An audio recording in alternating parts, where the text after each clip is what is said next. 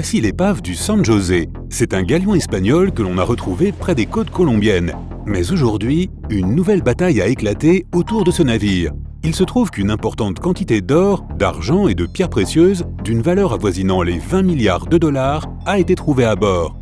À l'époque, ces trésors devaient être livrés au roi Philippe V d'Espagne. Le capitaine du navire savait que les Anglais étaient à la recherche de cet or, mais il n'a pas pu éviter le piège. Le 8 juillet 1708, le navire a fait naufrage et a coulé à une profondeur d'environ 6000 mètres. Mais repêcher un bateau vieux de 300 ans à une telle profondeur est un processus délicat, compliqué et coûteux. Et l'épave du San José reste à ce jour la plus précieuse au monde. Les plongeurs trouvent assez souvent de l'or et d'autres trésors au fond de l'océan. Une découverte beaucoup plus intéressante a été faite près de la péninsule du Yucatan, au Mexique. Aussi sinistre qu'étrange, il s'agit d'une rivière sous-marine à une profondeur de 30 mètres. Une telle anomalie s'est formée dans un entonnoir rempli d'eau de pluie. Mais au fond de l'entonnoir se trouvait une source d'eau souterraine salée. À cause de la différence de densité, ces eaux ne se mélangent pas et l'on peut voir la surface plus claire du courant d'eau salée. Verse un peu d'huile dans un verre, puis de l'eau, et tu constateras le même effet. Le cénote Angelita est devenu un endroit populaire chez les plongeurs et demeure très photographié. La découverte suivante a sérieusement secoué les fans de mythes sur l'Atlantide. Il s'agit du monument de Yonaguni, d'énormes formations de pierre à une profondeur de 26 mètres. Des plongeurs y ont distingué les contours clairs de pyramides, de rues et d'escaliers. L'ensemble de la structure fait environ la moitié de la taille d'un terrain de football. Elle a environ 5000 ans et certains murs ont été sculptés. Beaucoup pensent que ce sont les restes des légendaires civilisations de Mu ou de Lémurie. Mais leur technologie ne leur aurait pas permis de construire une telle structure. Le monument Yonaguni a suscité de nombreux mythes et suppositions, mais aussi beaucoup de scepticisme.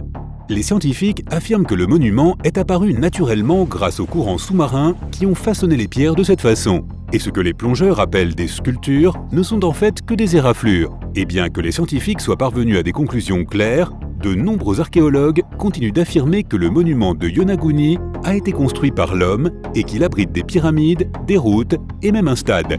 Il est une ville sous-marine qui ne laisse aucune place à la spéculation, car nous en connaissons l'origine, la Cité du Lion. Elle est encore dans un état presque parfait. Arches, statues, décorations sur les murs et même des structures en bois. Tout cela a été conservé à une profondeur équivalente à la longueur d'une rame de métro. Aux origines de cette cité vivait une société avancée et très puissante, et certaines trouvailles datent d'environ 1300 ans. En 1959, la ville a été inondée afin de construire une nouvelle centrale hydroélectrique. Ainsi, à la place de la grande cité, se trouve maintenant le lac Qiandao, aménagé par l'homme. Pendant des décennies, cet endroit a été oublié, jusqu'à ce qu'en 2001, un groupe de plongeurs tombe accidentellement sur la ville.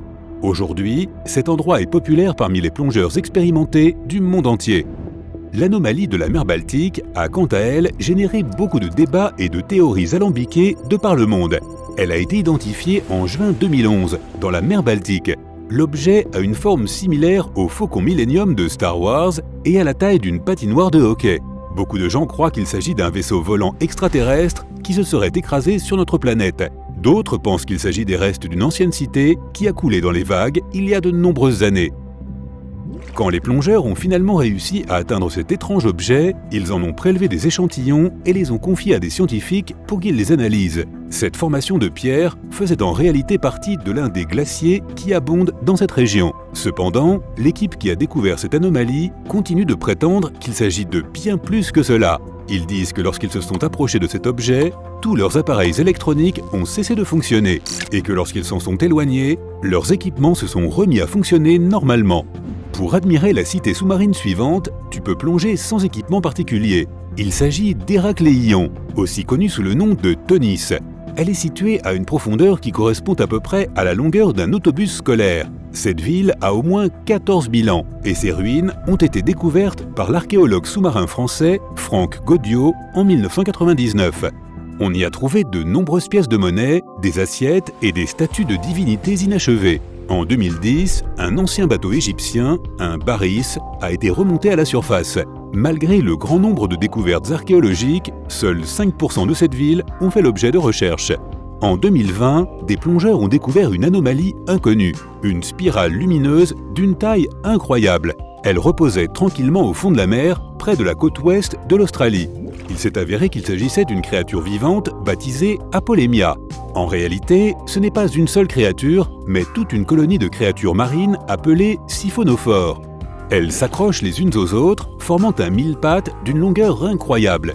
L'anneau extérieur de cette Apolemia, en forme de spirale, mesure environ 47 mètres de long.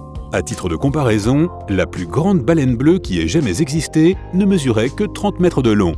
Mais le plus surprenant est le fait que cette chose soit un prédateur. Il s'avère que cette créature en spirale a des organes qui sont responsables de la chasse, et d'autres qui digèrent la nourriture. L'Apolemia ne se couche pas au fond de l'eau en attendant que quelque chose tombe dans sa bouche. Elle peut nager et chasser le petit plancton, les poissons et même d'autres Apolemias. Même si elles sont incroyablement rares, il ne faut pas les ignorer car leurs piqûres sont assez dangereuses. Le mécanisme denticitaire. En 1901, un équipage de plongeurs a découvert l'épave d'un cargo romain à une profondeur équivalente à la largeur d'un terrain de football.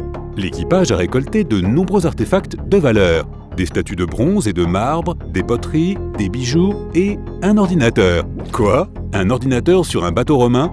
Eh oui, le mécanisme denticitaire est considéré comme l'un des plus anciens analogues de l'ordinateur moderne. Pendant des années, les scientifiques n'ont pas su expliquer de quel genre de mécanisme il s'agissait. Mais quand ils l'ont passé au rayon X, tout s'est éclairé.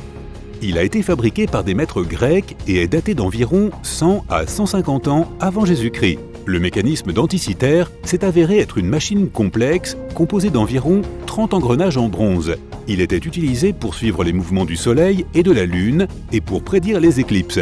Cette découverte sous-marine n'a pas rapporté 20 milliards de dollars comme le trésor de l'épave du San José, mais les connaissances qu'elle a apportées aux historiens et autres chercheurs sont inestimables. Deux plongeurs allaient photographier des requins bleus, mais leurs objectifs ont capturé quelque chose de beaucoup plus étonnant, une méduse géante. Comme l'ont dit les plongeurs eux-mêmes, elle ressemblait à un énorme œuf dur sorti de nulle part. C'était une méduse rhizostome de taille anormale. Elle mesurait presque 1,50 m de diamètre et sa taille était presque identique à celle des plongeurs. C'est la plus grosse méduse jamais trouvée dans les mers britanniques. Et heureusement, elles sont considérées comme non dangereuses. Cette autre découverte, survenue dans un fleuve brésilien, te fera éviter la plongée. Il s'agit d'un anaconda géant. Bartolomeo Bove et son partenaire ont filmé l'un des plus grands anacondas jamais découverts. Il faisait la taille d'une girafe adulte et pesait plus qu'un homme.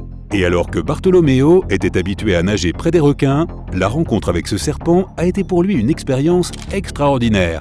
Heureusement, le serpent était assez inoffensif. L'un des endroits les plus intéressants pour la plongée est étonnamment éloigné des mers et des océans. Il s'agit de la grotte d'Orda. Elle se trouve à l'ouest des montagnes de l'Oural et a la forme d'un siphon. La partie sous-marine de ce système de grottes s'étend sur 4,8 km. Cela en fait donc l'un des plus longs tunnels sous-marins de notre planète.